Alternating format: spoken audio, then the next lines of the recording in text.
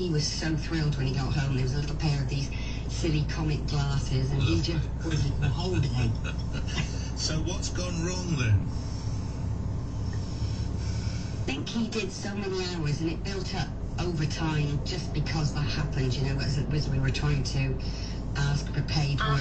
It got to the point, I think, where head office were informed by the local branch, and they realised the hours that he'd done, and I think it was a little bit of a panic that this person has done that many hours and there was no pay for it. So immediately on that day he was in work, he was asked not to come in again until they could resolve the issue, and that we would have an answer either way.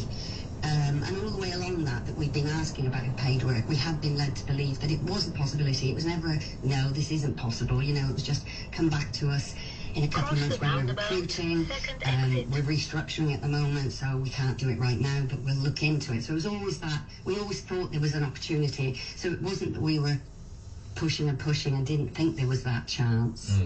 And so he got told not to come in anymore, and then... So do you think he got told, just to clarify, do you think he got told because you were seeking some form of recompense, or they were nervous the amount of hours he put in without being paid, or do you think it was a bit of both? I think personally, and I don't know, you have to check that with Waitrose, but I think it's the number of hours he'd done. Okay. So what is it?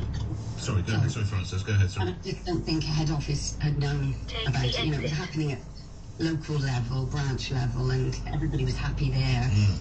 I think it just... he would slip through the net. Now, when did this happen? Sorry, what happened? When did they ask him not to come in anymore? Mid-July. So we've had that long. What's that done to him? How much? I know there's no metric by which you can measure this, but how much did he miss it?